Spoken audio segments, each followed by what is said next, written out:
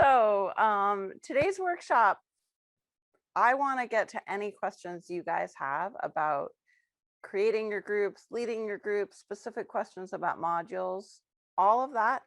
And I have some hopefully wonderful content to share with you about 4 pillars of what I think are really essential aspects of leadership in group coaching, particularly with activation method.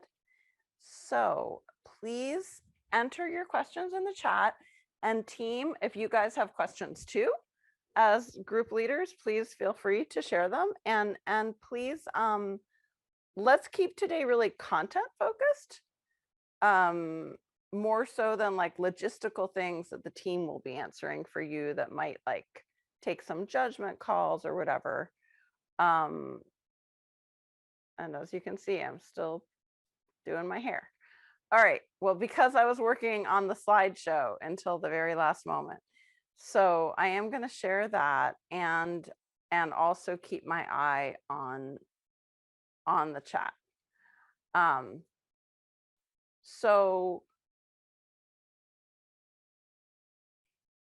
these 4 pillars that I find to be kind of the most, I don't know, sort of the essential movements. I don't know why I use the word movements, but I maybe it's a metaphor for me of the kind of actions we take as leaders, the way we move into our groups at the deeper level, and really what we're giving to our participants as we're leading these groups. So really essential that we're helping them ground. And I'm going to talk more about grounding energy, what that means. And then that we're empowering. And we'll go into the details of empowering, learning, and sharing. Sounds really basic, right? But all 4 of these pillars have real depth, and they're a way for you to also create your content in a very safe container of growth and learning for participants. So that is kind of what I find is the difference between group leaders that create successful ongoing groups and group leaders that might make for a kind of big experience, but then the person is left, help, I don't know what to do with this energy, or I feel overwhelmed by all of that.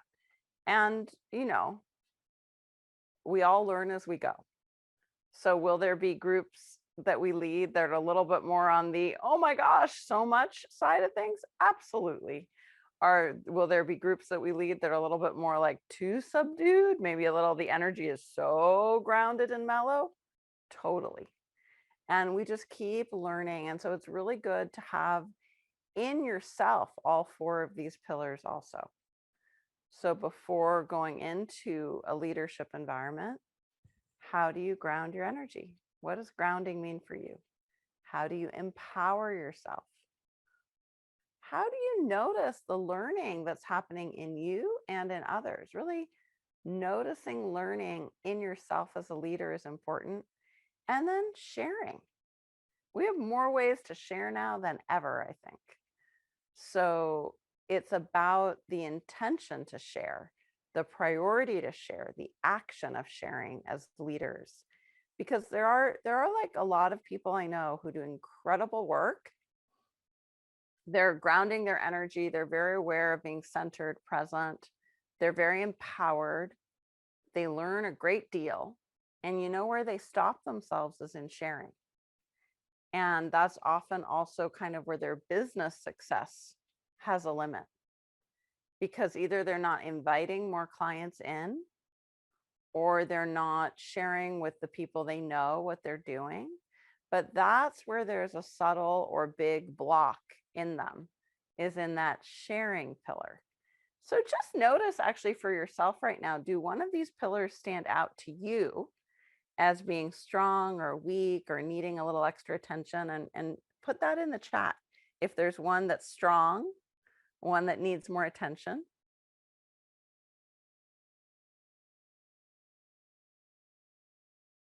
I was at a family reunion over the weekend for 2 days. And I talked, I think, I don't know, more than when I gave a teaching. For some reason, it was like, let's interview Magali family reunion.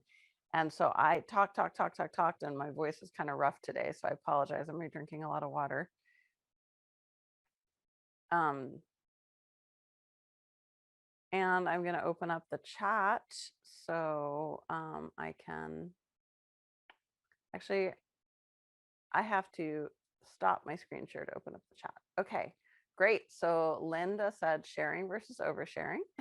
And Moon said, I think I'm a strong grounder and sharer. And Melanie said, need to do more sharing. That's awesome. And let's look at that. So since sharing came up twice, what are forms in today's world for you as leaders to share? Just let's brainstorm now. That's one of the aspects of the learning pillar, brainstorming. Could it be Facebook? Could it be phone calls? Could it be text messages, emails, sharing one-on-one, sharing in smaller group settings like parties or get-togethers? What is your preferred way to share? And where do you have growth in yourself to share a little more? Mouth to mouth? What to share? Ooh, I love that question. So what to share? Do you mean like where is the priority for your sharing? How do you identify sharing priorities? So this is actually going in a different direction than I thought it would, but I like this direction. So we may do more of this kind of deep dive at the end of today. I am not following the 9-stage guide, by the way. If I was, this would be way more organized. I am not following it. And I'm going, shoot, I should have followed it, because then I would know when we're all going to do partner sharing and deepen the experience. And I don't right now. So I'm kind of just going with it. And I know, though, from reading your shares, that I want us to take time to set intentions for us today as leaders for all of these pillars.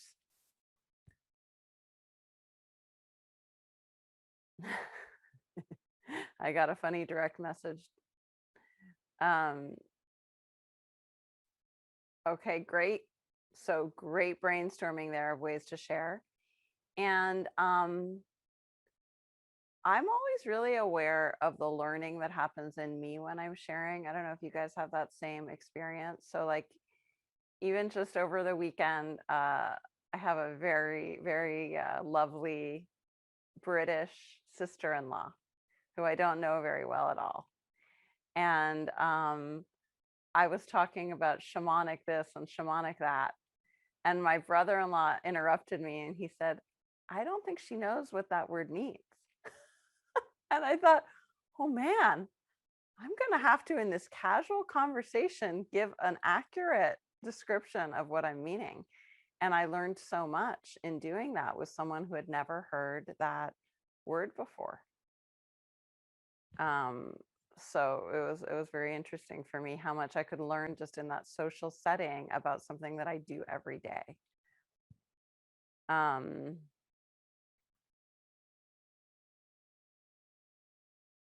Oh, it wasn't from you, Tanya, the private message. Nope. Okay. Feel too much integrity when sharing too much on social media. That's really interesting. Do you feel out of integrity of sharing too much? Is that what you mean? No?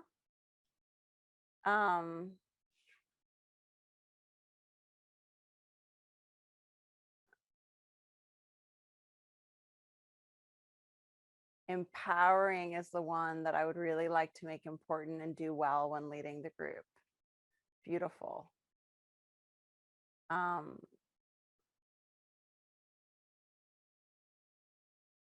Difficult with integrity when being too open. So I would love to talk more about that, because I'm just not exactly sure what it means. I know on a, yeah, I would love more information. So let's have a conversation about that later. And isn't, and I, just bringing up these pillars, what happens for me as a leader is I'm immediately in a different mind frame, kind of energy frame, where I'm going like, wow, there's so much I could learn just from conversations with you guys. And that's really like, it feels really good to be able to learn from each other in this group workshop environment. So I hope you guys feel that too, and we're all going to learn from each other. Hey, Um, Mary, yes, can I interrupt just for a second? I sure. think Tanya She's wants to point laughing. out, and I think I may turn off chat and turn it back on completely Okay. because I think like Oh, that's not coming from Tanya. It's coming from someone else. Got it. Got it. so Got I it. don't know if she Okay. wanted to clarify that or she had another question. Tanya, do you want me to unmute you? Okay. All right. Okay. And Well, I love the topic anyways. So whoever the Tanya in the out there is who's being misrepresented, I think the reason I love that idea so much of like sharing and integrity is that I can be an oversharer and then I'll gaslight myself. I'll kind of shame myself afterwards. Like, oh, did I just like, especially socially, I'll be like, oh my gosh, did I just totally overshare? Was that out of integrity? Did I not listen enough?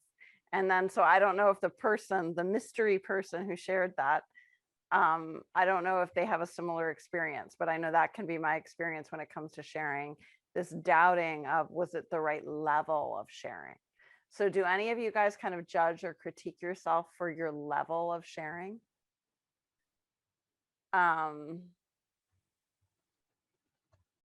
Yeah. And in a way, this is sort of cool. I'm sorry, Tanya, that it's your name, but I kind of love it that our shares can be anonymous today. We're all Tanya, we're all one. So this is a way to kind of go with when a platform has a glitch. We'll try to fix it. You can add your name if you want, or we can just say it's anonymous sharing today. I wish that that was a Zoom feature, just anonymous sharing, and you could write in the chat without your name showing up. Wouldn't that be awesome? I guess I like that kind of anonymousness. Okay. Okay. Yep. All right. Awesome. So we're going to go back and we're going to take time for that discussion in a little while. Let's first talk about, just make sure I'm on the right slide. Yeah, let's start with that first pillar, grounding.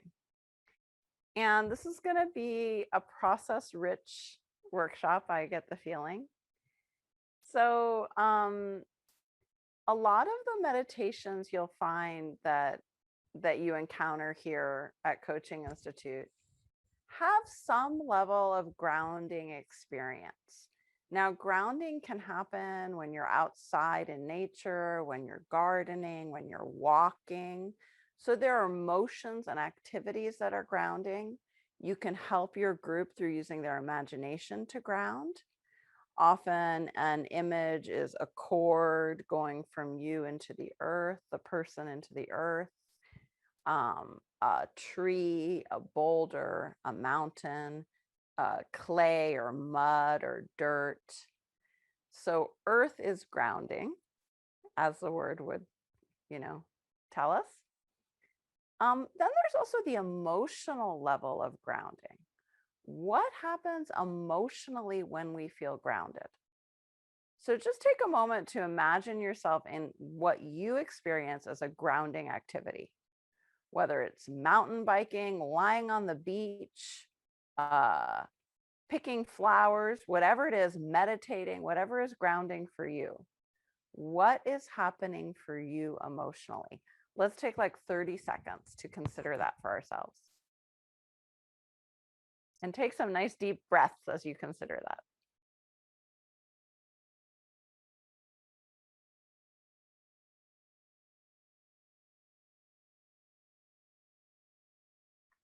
So notice what was the felt experience like of imagining that grounded activity?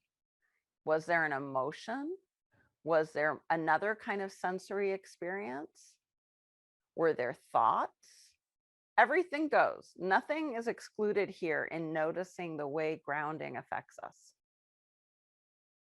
And please write it in the chat. I'm going to go through all these, then I'm going to read the chat. but I know you guys can read the chat right now, so we can all benefit. For some reason today, I'm not able to read the chat as I'm sharing my screen. So unless there is a way. Oh, let's see. Oh, no, I solved that. Yep, if I went to ... more, I could open my chat. Excellent. Great. Calming, lower center of gravity, safer, less erratic. Stillness brings me strength. I felt calm, relaxed, and present. That's amazing. And, we did only 30 seconds. But I'm guessing if you were to even just imagine one of those activities longer, you'd be able to sense it more. And by the way, not everyone senses with emotions. I asked you to kind of find emotional language for it, right? But when I checked in, actually all I could experience was energy sort of going down and smoothing out. I didn't have a real emotion with it.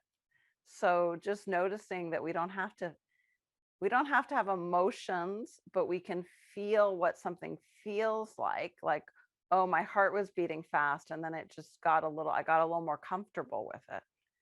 And then we can translate that into an emotion if we want to, or we can just talk about the physical or the energy or the imagined kind of experience.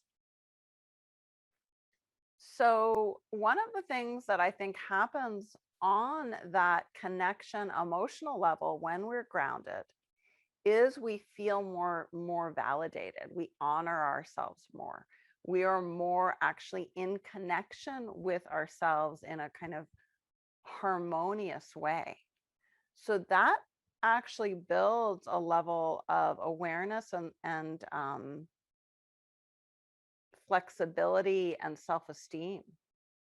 I've been told by my niece who's getting her PhD in psychology that self-esteem is kind of old-fashioned, but I'm forgetting the word that is more commonly used now. I'm old-fashioned, but like an agency and an ability to move forward.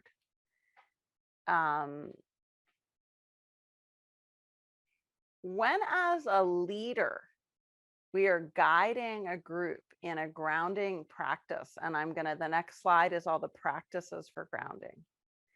But one of the things we're doing is we're intentionally setting that action and that space. And as a group leader, one of the things I think as we're helping others ground that we're doing is we're saying, this is safe. This is secure. You are really welcomed into yourself and this environment. And so as group leaders, we are really embodying this grounded presence, maybe more than in our regular life. So let's say your day was really hectic. A family member triggered you and you said things you didn't mean to say. You acted in a way that kind of, oh boy, your pain showed up, whatever it was. You ate 2 pieces of chocolate cake and you feel really guilty, or something else, right? You spilled red paint on your carpet, whatever it was. When you step into your group leader mode, none of that matters. So you have permission to let go of your kind of, it's not, and I want to say this without sounding like be fake, just pretend. It's not that. It's that the group's needs are, in a sense, more front and center than anything that happened in your day. So it's good to take that time to transition, acknowledge your day, and at times we might have to say, after I lead this group, I will go back to process what my feelings were, or what I had said to that person, or the way I reacted to that paint spill, or whatever it is. And we step into our leadership knowing that we are enough to help others ground and be present and make that safety container. So I hope that that's something that you can acknowledge in yourself, that it is okay to not always in your personal self feel grounded and present, but when you step into leadership, you create that safety space and you're included in the group. By the way, you're not the group, you are the group. So whatever guidance you're giving to your group, you're also giving and receiving in yourself. This is really important because I see this kind of go wrong sometimes, where people think they can just read a script or lead a meditation without meditating at all. And I don't mean have your eyes closed the whole time or have some big experience, but let your words, let your directions, let your guidance affect you too. It is for you too. The groups you lead are also for you. Why would we do this work if it wasn't also beneficial for us? Like, really, what would be the point? There's a lot of other jobs to have. So let it affect you in a positive way. Now, when you ground in yourself as a leader and when you help others ground in service to your group coaching or your individual coaching, one of the extraordinary things you're doing is you're creating a container, vessel, whatever you want to call it, a body, a soul experience that will be able to experience the person, yours and the other people will be able to experience their individual gifts, resources, strengths, their kind of natural, unique way of being a special being in this world. And without that grounding center, people do not tend to open up and experience their own real beauty and uniqueness and their higher self, their gifts as much. It can happen, but when it happens, when you're not in that grounded, safe space, it can feel like it's not mine, or it can feel like it comes and goes, or it can feel like, oh, I don't think I can really own this, or I can't step forward and share this. So we want to help people own their insights and their healthy emotions and their wisdom. Let's see, any thoughts on this? I'm going to go to the practices. More noticing than judging it. Beautiful. I think that was about being grounded. Another thing on the mind thought level that I think happens when people are grounded is they're less thrown off when they have a scary thought or something kind of surprising or negative happens. They're just less thrown off. It's like they can keep remembering, okay, why am I doing this? What's the deeper meaning? You know, purpose becomes much more accessible when you're grounded. And I love that, because I think we all, including everyone that comes to our groups, wants to have meaning and purpose as a very strong anchor, a steadying force in our life. So by container, I know that's a funny metaphor. But if you think of like a vessel that contains liquid, if that vessel has holes in it, the liquid falls out, right? Like a leaky bucket. When your container, which I mean your energy, your physical body, your thoughts, everything is grounded and steady and present and strong, you will lose less energy to worries, to fears, to other people's emotions or thoughts or distractions. You will lose less of your energy. And when you lose less of your energy, your container is more ready to receive love and your innate gifts, because you can hold them. Otherwise, they might come in and just flow right out of you.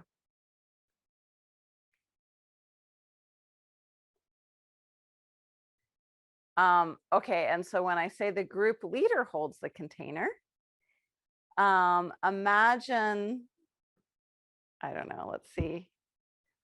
Um, let's see what metaphors you guys have for the group container. So like, I know one coach that would explain it as like a nest. And so the group leader builds the nest that all the group participants can safely share and grow in. Someone else might think of it as like a circle that everyone is there together. Someone else might have another metaphor like a beautiful rug, or I don't know, it could be any metaphor. I just say container because it means for me this sort of boundary where the outside world and the outside concerns are on the outside. And we're together on the inside in this container of growth and understanding. And so for me, that's where container feels just very protective and safe. And it allows for that room for flexibility and expansion and noticing other people's shares and checking in. Well, how do I experience that? If like you were in a room with your group and there was like a stampede of horses outside 1 minute, and then the next minute loud like death metal music was blaring through the walls, and then suddenly rain started pouring through the ceiling, wouldn't be a very safe container, right? But if you create a peaceful space where everyone can hear each other and connect, it's a safe container. And by the way, I've led a group before where there was a dance competition above us. So talk about a challenge of keeping a safe container. Just sometimes this is just the literal physical container. If you're in a live presence or on a Zoom, if all the participants were getting unmuted every 2 seconds and you were hearing background noise, the container would be broken in a sense. If somebody in the group you were leading, let's say you didn't know everybody, and you allowed on Zoom that people could draw on the screen, and randomly a person starts doodling all over your slide, the container would be disrupted. I've had that happen too.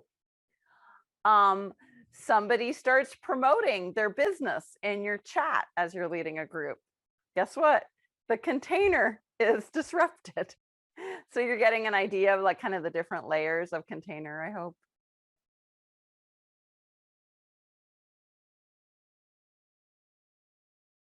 And there's beautiful shares there, and the beautiful wisdom shares there on the chat. I'm not going to give anyone credit since I don't know who is sharing what. It's just beautiful wisdom.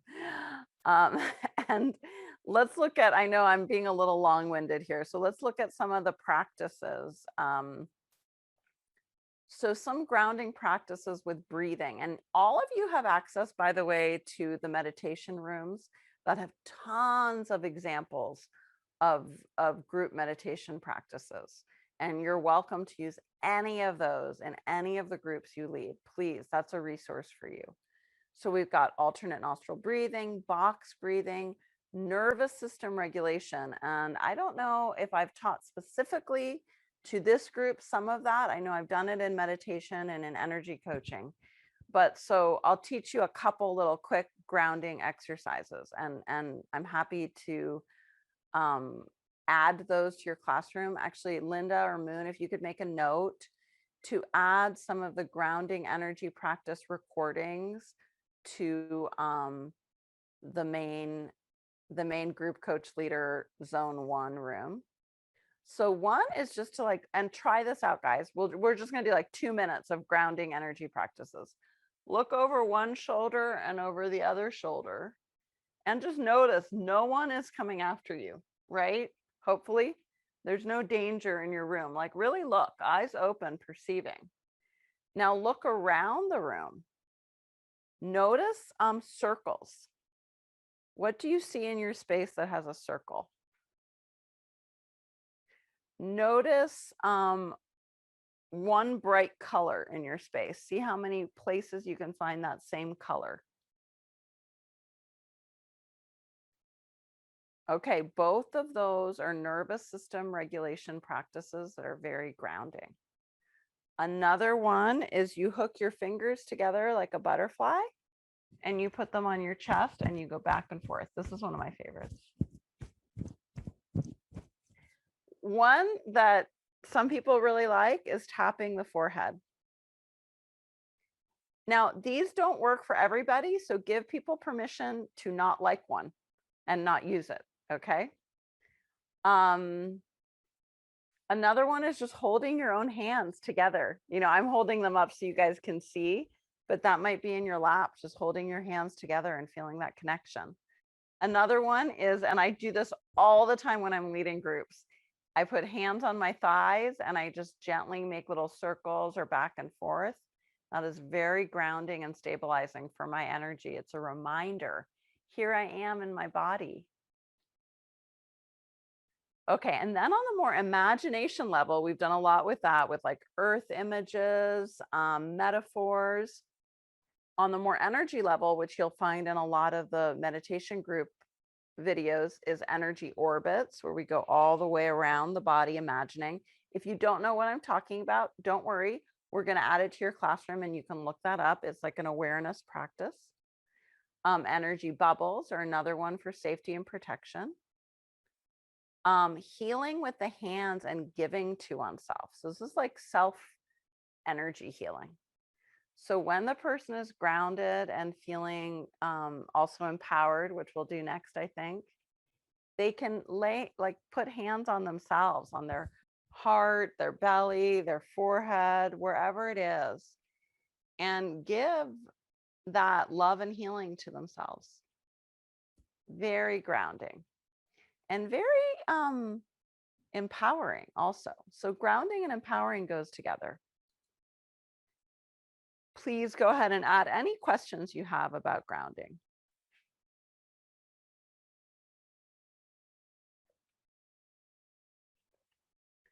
Okay, and let's move into empowering. When we help ourselves and others become more empowered, one of the things we're doing is we are gathering resources, strengths, healthy, empowering beliefs, could be guides, archetypes, metaphors. We are helping our group participants and ourselves to really feel their inner resources, to experience their inner resources. This might be experienced as a kind of healthy power that comes into the body. It might be a healthy power that comes in through thoughts like, oh, I can make a new key decision. Or, oh, I don't have to believe every scary thought I have. Or, oh, I was focused on the past. I could focus on the present. Or I'm always worrying about the future. What about I look at what I can do right now today? You know, so all of these different levels, these are different levels of being empowered. Sometimes when we help groups become more empowered through the processes we lead, my hope is that every single one of the group coaching session guides you have are empowering. That is really like, that's why I say this is a pillar. My deep hope is that every group you lead, every group participant, even if just a little tiny bit, they're getting a little more healthy power, a little more empowerment. And at the heart of that is the way I wrote it was allowing ourselves to be enough. That this is actually something each person decides, no matter what has happened to them. And this is not ever to blame victims. Having terrible things happen to you is a reality. We will have participants that have had horrible life events, cruelty, destruction of their home. You know, I mean, oh, you don't want to know how many terrible things my participants in different groups have shared with me that have happened to them. And so we can stay completely compassionate, loving, open, flexible, knowing that these were horrible truths and still help the person without denying that they were a victim. Absolutely. Without denying that, also allowing themselves the inner courage and strength to be enough for themselves right now, wherever they're at, whatever they're experiencing, whatever happened. So this is an and. This is not an or. It's not like you're either a victim or you're empowered. No, you can have experienced hardship of suffering, all of us have, and be a victim. And we can be very empowered, courageous, strong, flexible, resourceful. So I find that sometimes some of my closest friends, some of the most powerful women I know, will be afraid of feeling like a victim. And I think that's something interesting to kind of explore. Like, where does that resistance come from? Is it okay to have hardship? And as a leader, I think it's really healthy to give yourself time to allow yourself to be human, to suffer.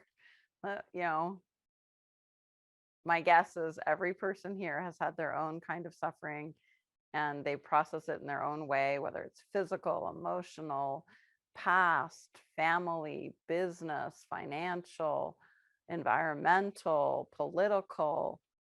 It is part of our experience as humans. It's a part of living. So the way we are with that suffering can be deeply empowering without denying the suffering. And part of empowerment too can really be that permission for growth. So it's not being perfect. It's not like I'm up here on this pedestal, and what it means for me to be courageous is to know I'm perfect. No. Perfection, what is that anyways? I mean, really, I don't know. For me, perfection is not a thing. Maybe for you it is, but I think it's always moving what people think is somehow complete or perfect or done. And if we think too much that there's an end, or if our groups think too much, okay, then I'll know everything, then I'll get there, then I'll be complete. There's always this like reaching to a destination that's not real, and there's usually disappointment. But if one kind of adopts this flexible attitude with empowerment, I'll just keep every day getting some healthy empowerment. I'll keep learning, I'll keep growing. Everything is evolving, and I'm evolving. It's a lot easier to make change happen. It's actually a lot easier to bring in healthy power, because we're not expecting some finished, like that we're some finished masterpiece. And of course, knowing our insights, knowing our wisdom, we'll talk about that in the learning pillar. That doesn't deny that we should know our strengths. We should know our values. So there's some shoulds. I'm shoulding all over you guys. But these are helpful to kind of gather those resources and to feel that accomplishment. So accomplishment is great. It doesn't mean that one has to be perfect.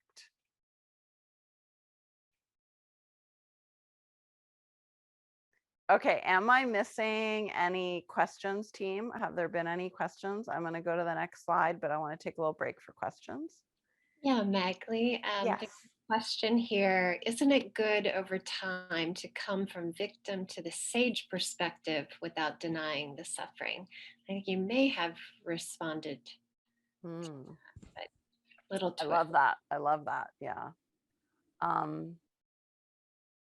Yeah, that word victim has such a heavy backstory for so many people. And I do totally align with that belief that, like, when we can see our suffering with kindness and love, I think then we are in the sage position. So to me, that is without denying our suffering and accepting also that we may have flashbacks to suffering. So the way the psyche works is unpredictable.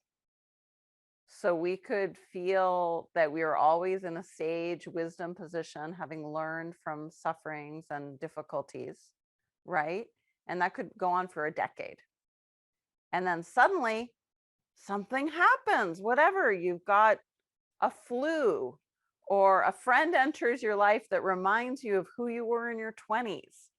And suddenly you've got some emotional flashbacks and triggers to when things were really hard. And so you hopefully have, and you've given your group coaching participants these tools to regulate, to ground, to be present with themselves and not deny in the moment any sort of suffering experiences. I like suffering better than victim, but you could say victim experiences that are showing up.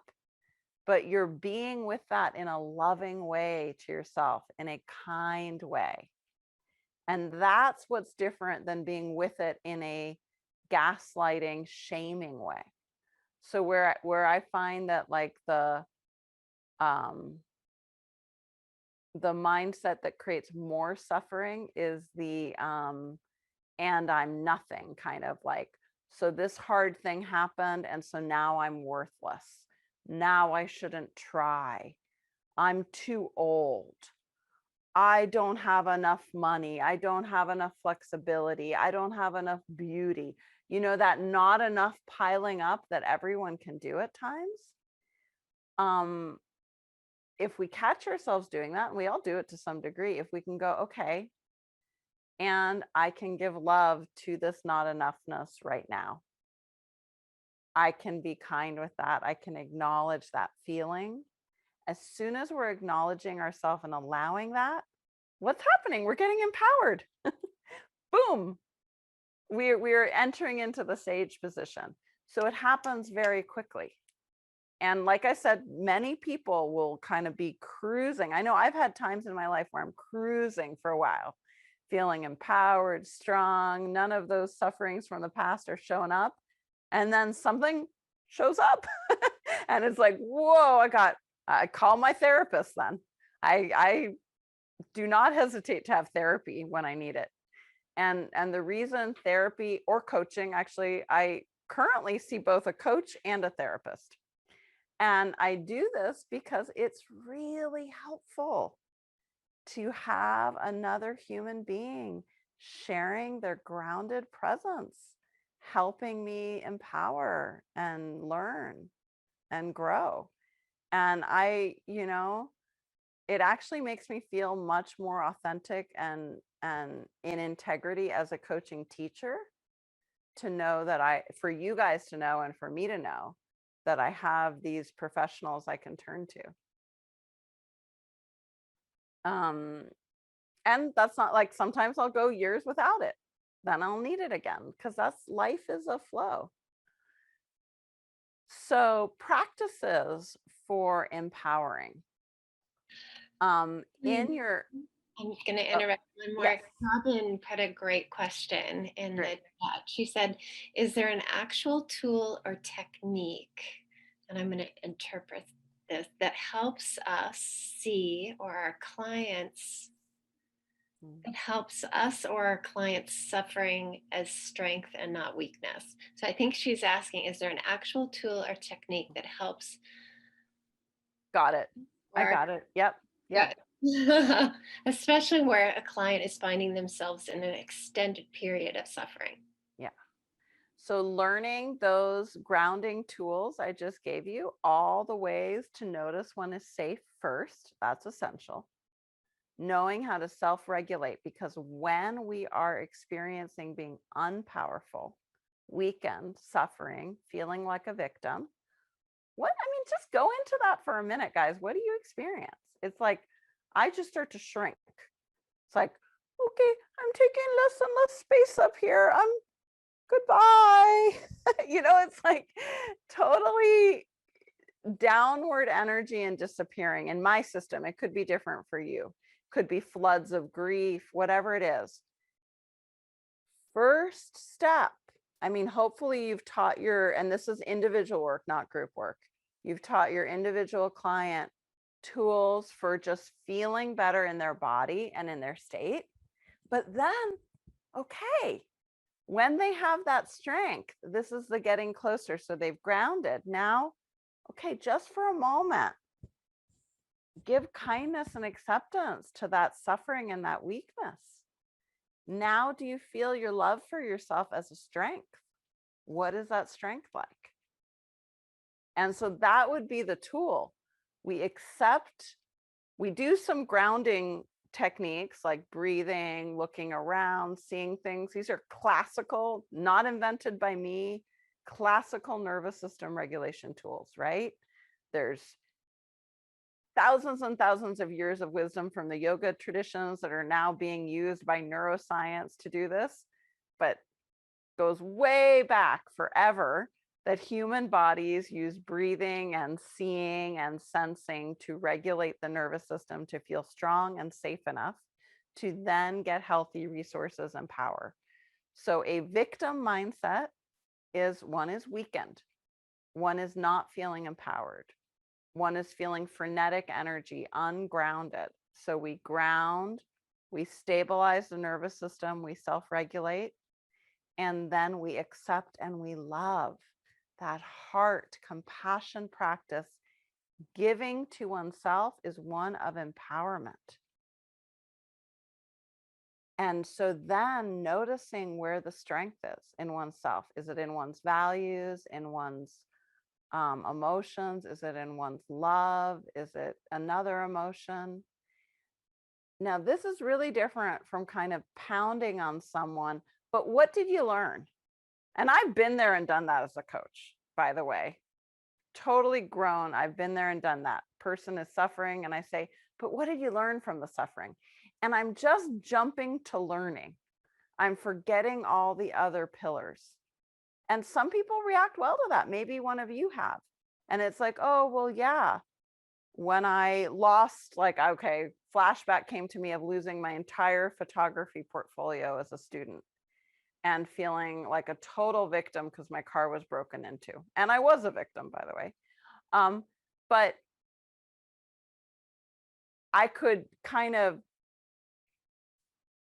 push myself to find what did I learn from that experience.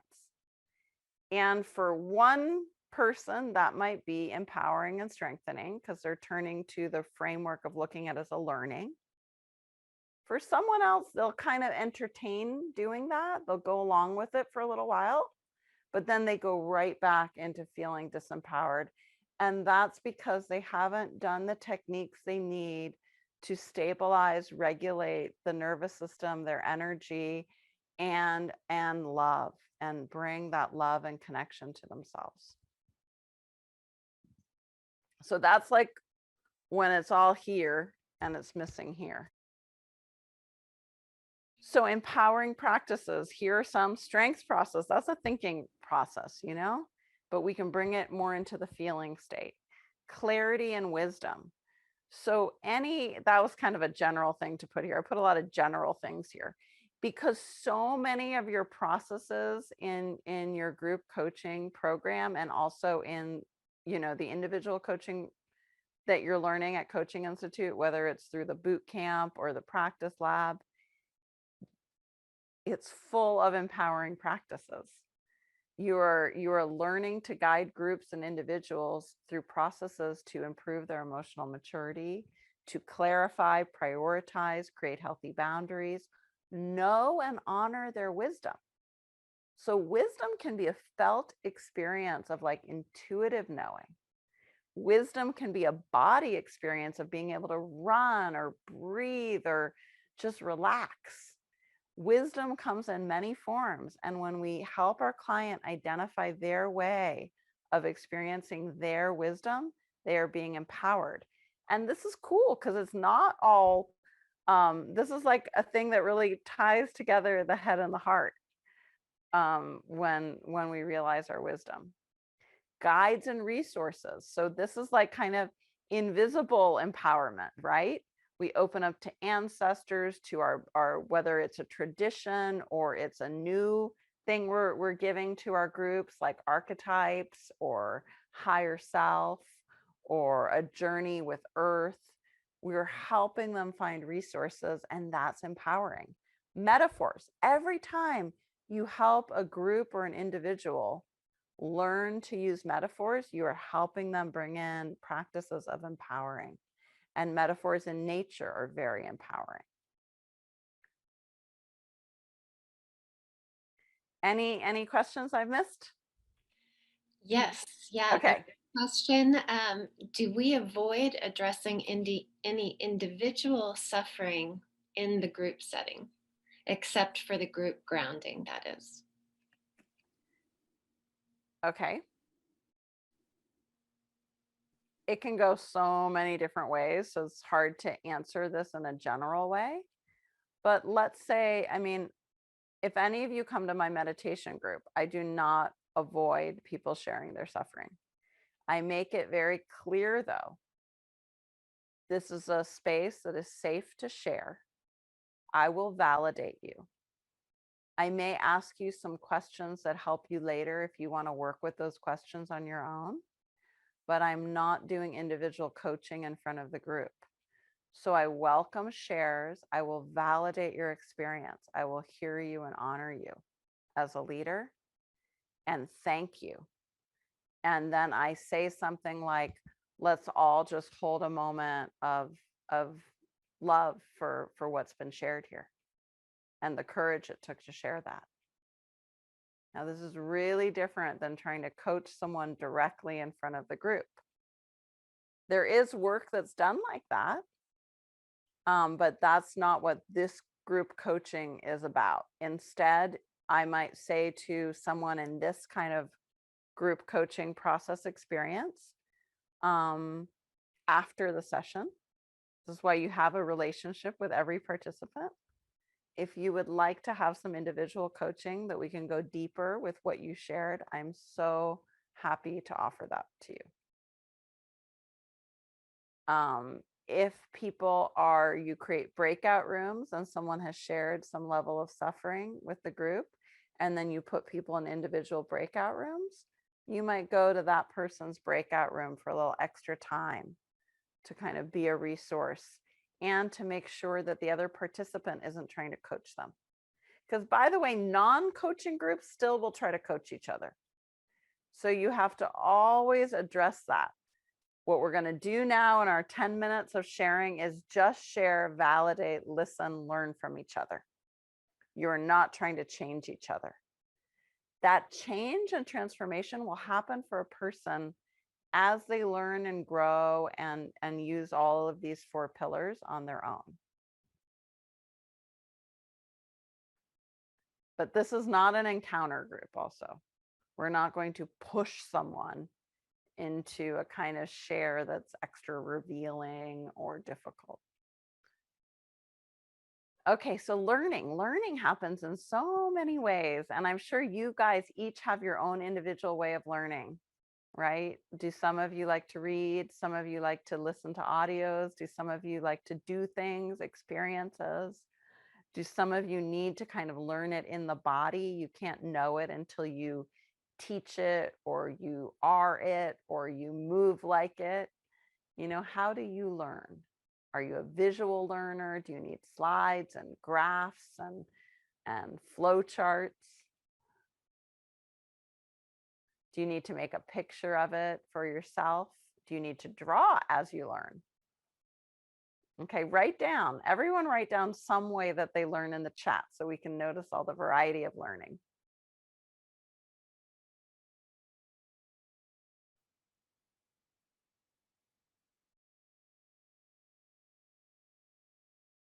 I'm not seeing any words, guys. I know you know how you learn. Okay, taking notes, writing, awesome. Video classes. I learned by doing, trial and error, experience. Awesome. Also very visual. That's great. And any of you learn by teaching? I'm guessing if you're here, you do. Read, contemplate, write, lots of notes, doing and doing it again. Yes, definitely by teaching. Yeah, awesome. And so as you lead groups, what's going to happen for you personally? You're going to learn how to lead groups. There's nothing like doing it to learn it. There's really no replacement. So that's why we do all these practice labs here. Awesome. And that's why it's also valuable for us to make mistakes in front of each other.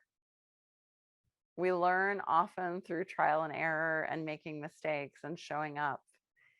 And maybe one of the greatest gifts I was ever given by groups when I started leading group trainings was all of the kind of kind words I received from group participants when they said, "Thank you for screwing up and admitting that you didn't know what you were doing and asking for help.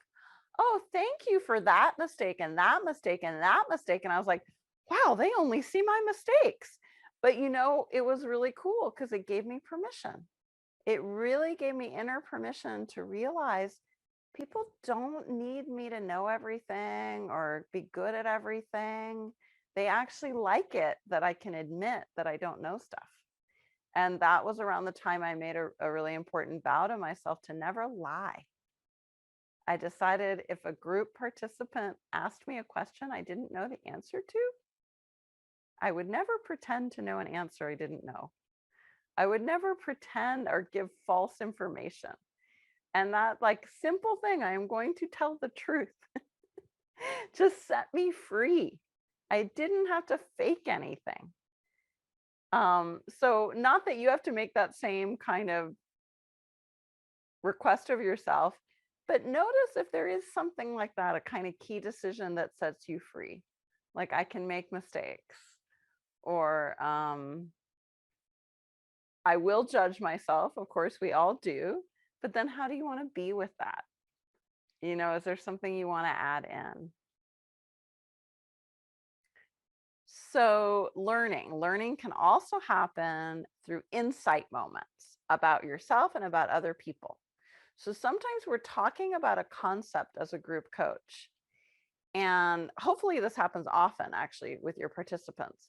And that will click in them something and go, oh, actually, I'm that kind of procrastination style.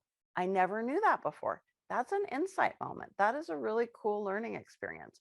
Or they'll hear something that you share from your own story or from the content, and they'll go, wow, that reminds me so much of this situation or this other person. And that's a learning moment within them that hopefully will get shared with the group. It might not, though. But just know that your group participants are having a lot of these learning moments, whether they're sharing it or not. I think this helps us as leaders to feel that inner momentum and courage and enthusiasm.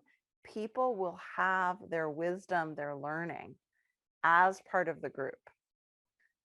And sometimes this comes when they are hearing a new perspective from someone in the group that they'd never heard before, that perspective. And it's like, whoa, my mind just opened up. I didn't know someone could experience something like that. That's the opposite of me. And again, that can only happen when we have a safe container and people are allowed to really share. Learning also happens for your participants when they're sharing, and this is going into the sharing side, but when they're doing, exercises. The exercises and the lead processes are all designed to create learning, right? And we try to give our groups as much variation as we can of using their bodies, their imagination, their felt experience. It's good to use all the modalities of learning that you can, so that you're, like, again, giving that agency and permission to each person to learn in their own way. This is why,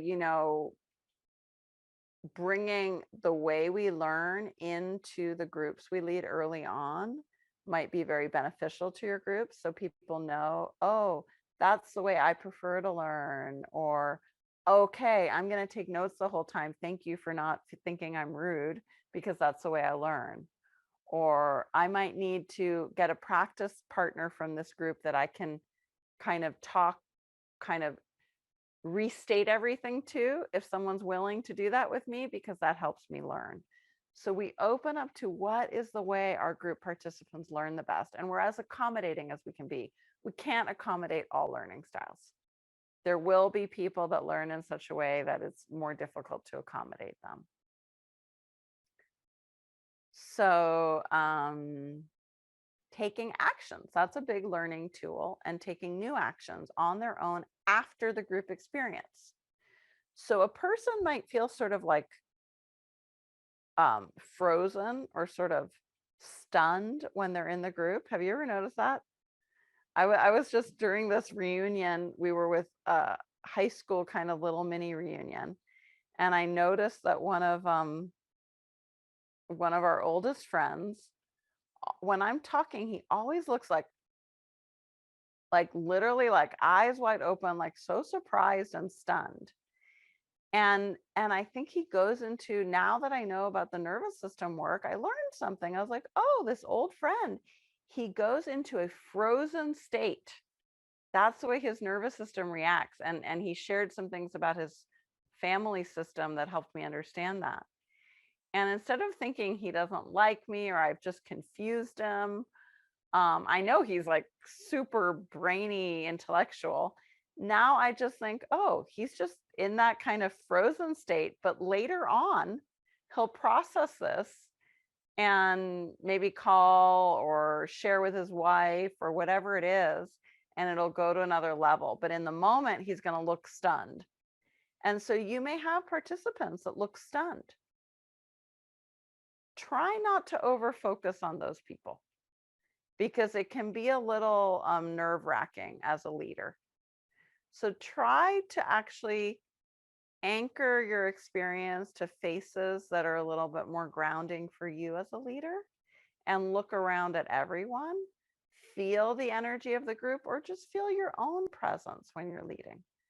Figure out what works for you. But if there's someone who looks really critical or stunned, just, if you can, give them the benefit of the doubt that this is the way they're learning and processing, and it comes from their whole life history and from their nervous system. It's not really about you or this experience, and then they will learn more later on. Yes, and kinesthetic learners might not sit still. Absolutely. So often when we're doing boot camps, we have bouncy balls in the room, in the back of the room, that people can go. We tell people take breaks. I mean, this is different than in a 1 hour group, right? But you could have a few bouncy balls. You could have massage tables. People can lie down and listen. You can have everyone stand up and jump for a minute every 15 minutes. You can use the somatic experience in the groups. I love, like, I think like at heart, I'm really a kindergarten teacher, because I like to have, I really am. I like to have, like, in live boot camps, I like to have an art table, the bouncy balls, a big drum that people can play, an area to dance, an area to stretch. I mean, really, I need a room for about 200 people when we're leading a group of 50 people, because I would like to have all these little corners that people can go to process what they're doing. Ping pong tables would be good too. Haven't done that before. Actually, no, did that at our very first live training. I insisted on ping pong tables. So let's look at learning practices. So witnessing the third perspective. So it's funny that I put that in there. I think that's because I led meditation group this morning. So when we witness the third perspective, what I mean by that is a part of us knows we're thinking.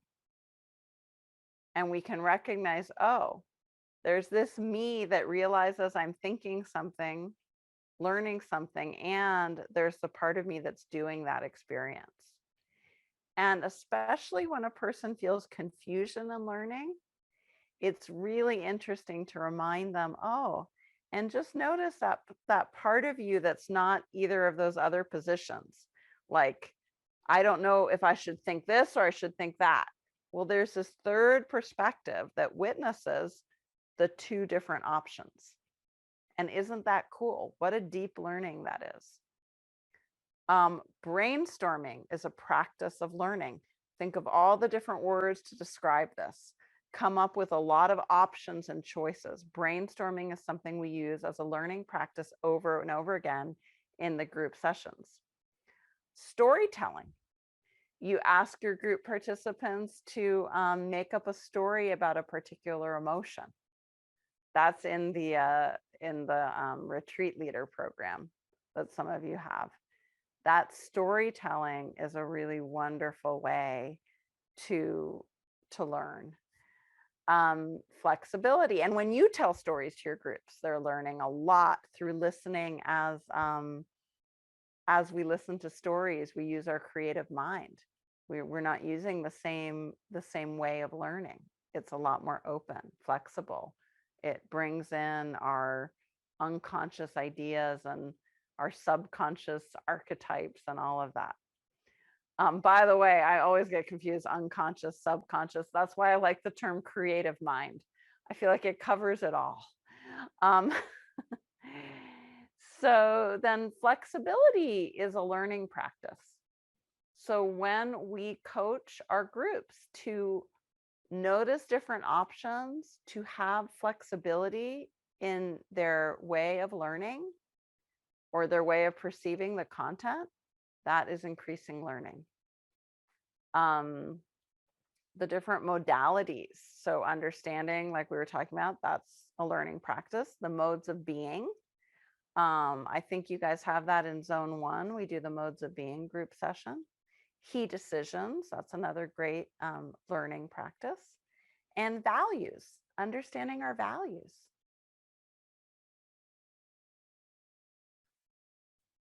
Any questions before I move on to, we've been talking about sharing all this time, but we're going to go to that pillar next.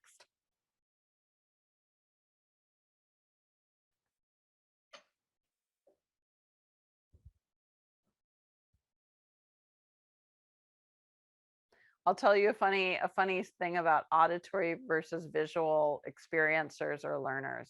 So Mark is auditory and I'm visual. I mean, I think we're both visual because we live in a visual culture to some degree, but he's much more auditory than I am. So when we had little kids, what drove me nuts was I would say, are you watching them? If it was like his turn to watch them, we were at the beach, or not the beach, because he really did have to look at them there, but like, I don't know, somewhere else. I would say, are you watching them? And he'd say, I've got an ear out for them. I'm listening. And I was like, not enough, not enough. You need your eyes. And there were lots of times where I'd be looking at him and he'd say, you know, are you hearing me? Are you really listening? And so it's interesting to look at with couples how we can have these different modalities that are really strong for us. And it can take a while to accept a partner or a child's or a friend's modality. Like I saw Moon's great comment there, or I don't know if it was Moon, someone's great comment about auditory learners might not look at you when you speak. Totally true. They might be taking notes or just listening or drawing. So don't take it personally. Okay, so sharing. What did I put at the beginning here? Sharing flows like a river between group members, many parts of self, leader, and group. So let's look at that first, how it flows between group members. Ask yourself right now, when have you learned from another person that you're in a group with? Do you learn when they share? Do you learn in partner work? Do you learn by watching them in some way, hearing them? So I'm sure you've had many experiences of that.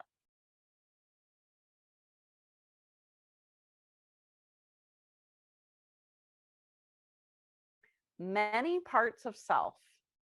So one of the ways that sharing, did I say learning? I'm supposed to be talking about sharing now. Sharing. One of the ways that sharing happens between parts of ourself is that we will do a process, let's say, where we're with like the magician archetype.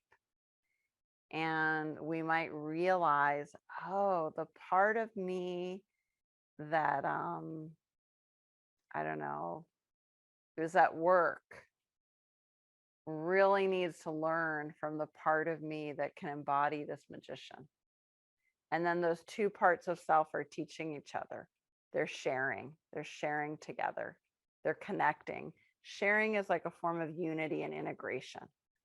So when sharing becomes unity and integration, it can happen also between younger parts of you, and the mature part of you are integrating and sharing with each other.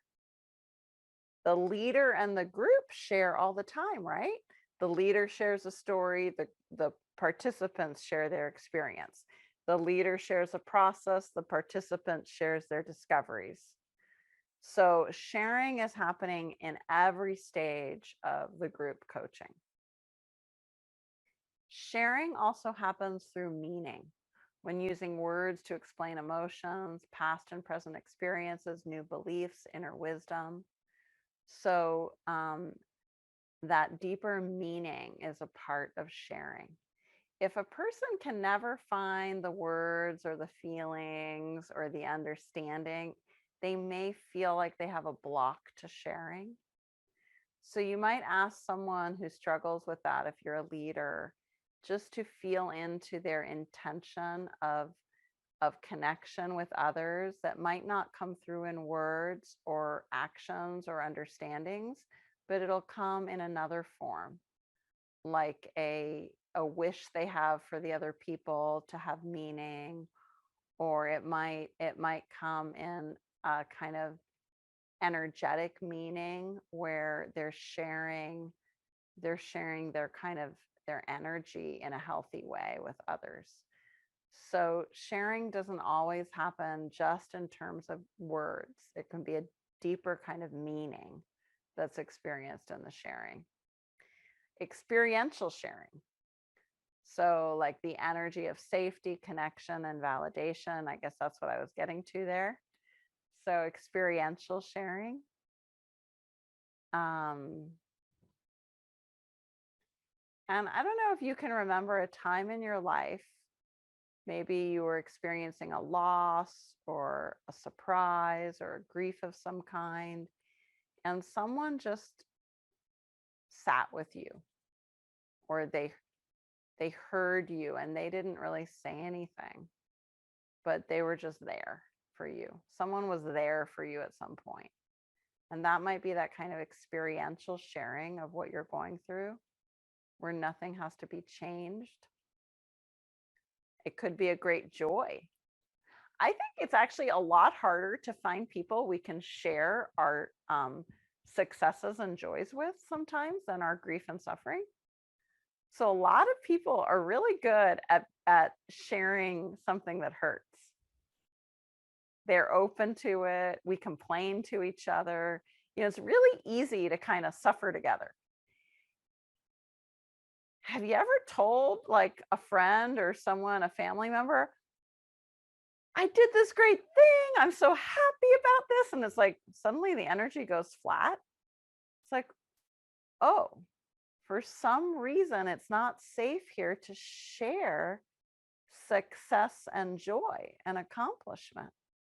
So I think it's super important to create our groups as environments where people feel they can share their honestly share their strengths, their things they love, their appreciations, their deeper experiences, their joys, their victories.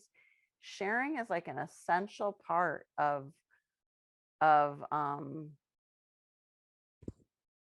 connection in a group, but sharing the joy as well as the suffering. Actions. So sharing actions, tools and techniques that strengthen and expand the individual. So when we like play a game with someone in a group experience, like we play Fortunately, Unfortunately, or we do, I don't know if you guys in zone 1 have done the exercise where we like, this is about storytelling too, but we share a story together. We go back and forth and like pass the lines back and forth. So like I might say to like Linda here, we're going to co-create an afternoon picnic, and I say it's sunny outside, and then I pretend to throw her the ball and she catches it and says, and there's a bluebird nearby. And then she throws me the ball, and the bluebird actually can speak English, and whatever. We co-create the story, and we are sharing together our imagination. So that's another way through action that in our groups, participants share and create that deeper bonded experience with their imagination. Now that really goes into the next sharing mode, which is expansion. Inner resources, emotions, strengths flow out and they flow in, and they flow out towards people outside of the group too. So in group, one of the cool things that happens as people expand that pillar of sharing, they expand their ability to share outside of group also. So that shows up as your participants being more able to be open with their family and friends and community and people at work, acquaintances, because they've learned to share and connect in the group. Does that make sense to you guys? So sharing practices, small group intention setting, chats. When we share in chat, we are sharing, right? We're learning to share in chat with one word descriptions, more. Partner breakout rooms, journaling, heart listening to each other. So last week in practice lab was heart listening, and we can do that in our group coaching practice too. We can do and you'll see that in some of the session guides, heart listening or soul talks. And sharing connects different parts of the self. So sharing practices are also when you're doing a process that connects, like we were talking about, those different parts of oneself, whether it's different ages or times or identities or archetypes. Those are all sharing practices. Okay. So now I'm going to stop sharing the screen so I can see who has questions. I know I talked a long time there. Okay. See, I wasn't following the 9-stage guide. It was much harder. Giving a workshop, whew, so much more difficult than leading a group.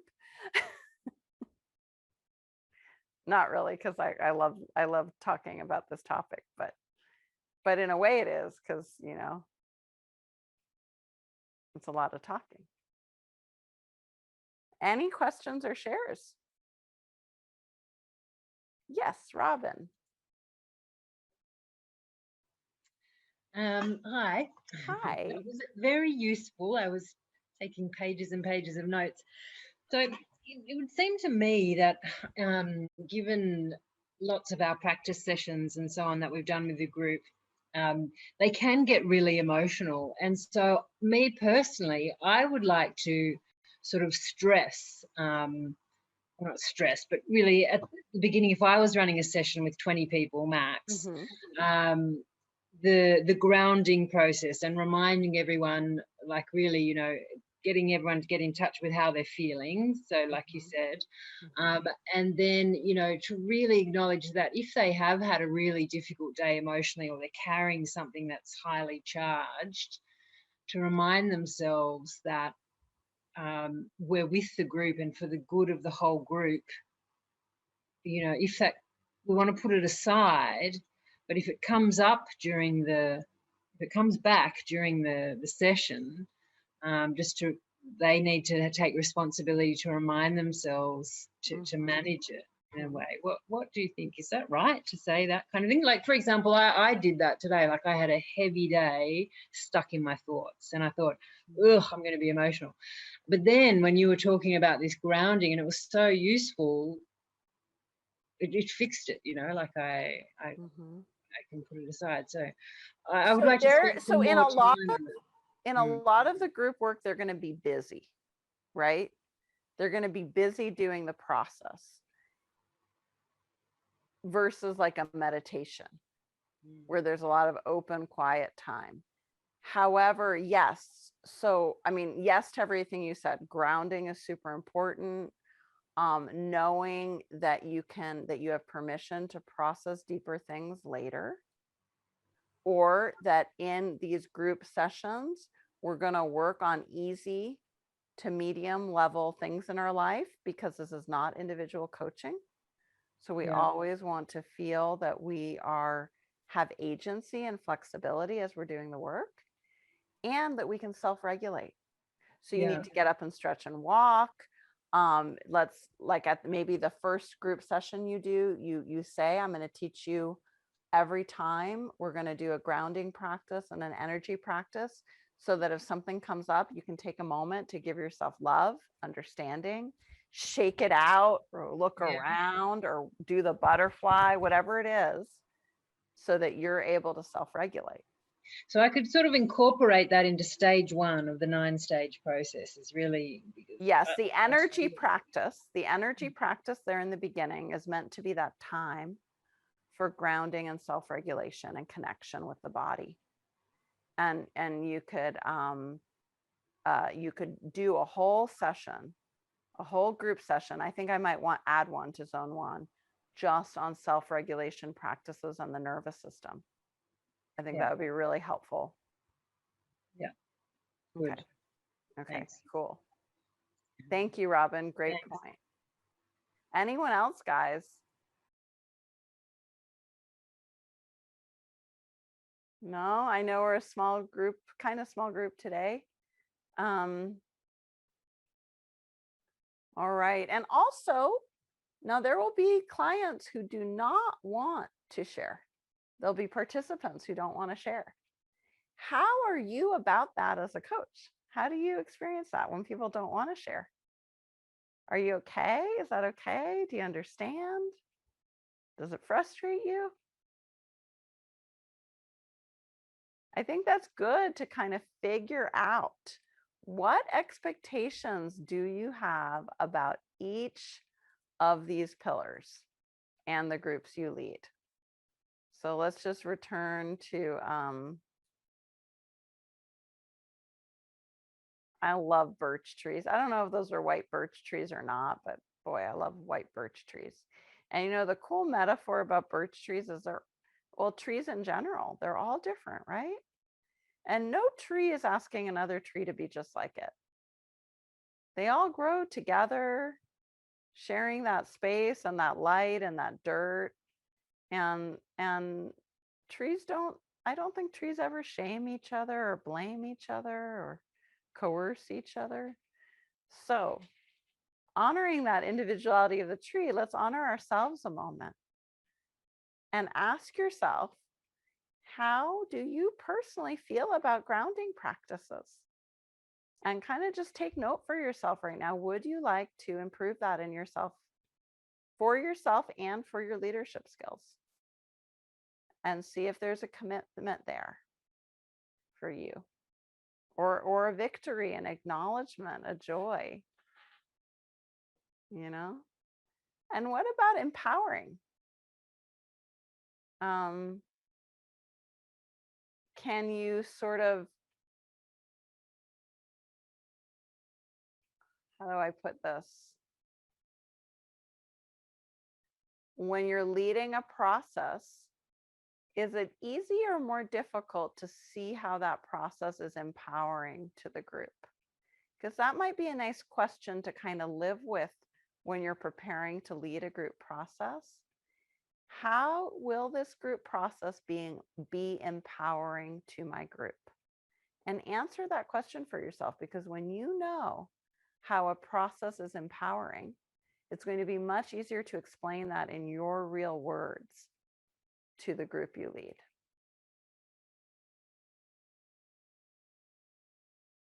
So how will this group process be empowering for my group participants or clients? And then learning, I think learning is something we all kind of live with more day to day, so it may be less loaded for us.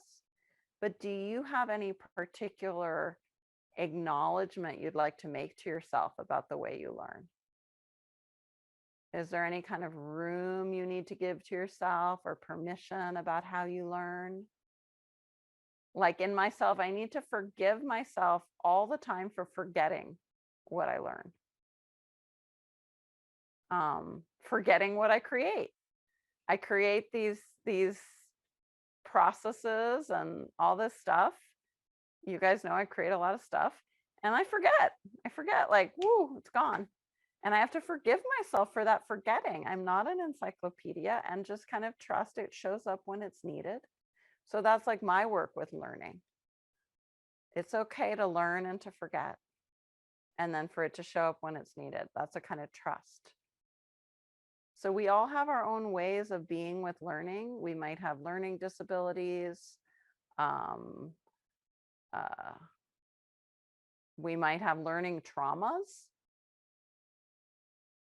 I used to have a math teacher that would come around and put his hand like that on people's heads and say, "This is the hammer of something, I don't know," and he'd bang down on your head during math class. Well, the man was not a healthy man. He ended up having a tragic death. He committed suicide. And I transferred out of his class and went to the principal and I said, "This teacher needs help. Like, he is a messed up guy." I was in 10th grade. And they said, "Sorry, he's got tenure. It was a public school. We can't do anything about it." But even though I knew, I understood, I had great wisdom at that age to know that wasn't the right teacher, to know he was doing harm, all that, still it was a learning trauma. And fast forward my college years, I had a math teacher point out to me that I had math trauma from this teacher, and it was really insightful. So like, learning has so many different levels for us, right? And just know that it has that for your participants too. So that's like an opportunity for real empathy, right? Everyone has had their varied learning experiences. It might have been like bad experiences doing homework at the kitchen counter. It might have been great experiences of being so validated and appreciated and congratulated for the kind of learning someone did, that now they're terrified of failure. It's fascinating how learning can play out in different ways. So is there any way learning plays out in you that you would like to look at closer as a leader? So take note. Just, I'm giving it a few seconds so you take some notes for yourself on learning. And I know we started today with sharing. I don't know if you can go back to the beginning of your notes, if you wrote anything about sharing that's a commitment, and if anything has changed or you want to add about the way you share. Congratulations for yourself, acknowledgement, ideas you have about sharing. Maybe you have some new ideas, someone you would like to share with. Is there one safe person that you want to share with in the next 48 hours? Write down who that is. I think it's really, this would be a great exercise to do with a group. Have people just kind of acknowledge and point out to who in their life now they look forward to sharing something with. And if they don't have someone, who that person, that kind of person might be, and how would they meet them? Like the kind of friend they could share with, or the kind of romantic partner, or a colleague at work, or maybe an anonymous group somewhere. What is a form of sharing that your group participants would really like to explore? That might be a really cool exercise. Another thing I wanted to kind of talk about for a moment, based on what Robin shared, is, the depth of the process work. And I think that here in this community of coaches, it can go really deep, really fast. And as leaders, we are in control of that. So we can have groups that are a little more lighthearted. And if you see, when I lead the groups to like the general community where I invite hundreds of people, I've led some of these processes with 1,000 people. I do not go into a lot of personal sharing because I want them to have their own process and experience. And it's not about like reliving any suffering. It's more about getting those resources. And as a group leader with a small group too, you can have less of the sharing that might bring things to a level that could be overwhelming. You can really have agency for the depth of that. You can also direct people only remember now or think about now what is safe and helpful to you. What in this environment would be safe and helpful to work with? And you see how that kind of puts a container or a boundary around what would be safe and helpful in this learning environment to be with. And you can point out that that might be very different than in the learning environment of one-on-one work.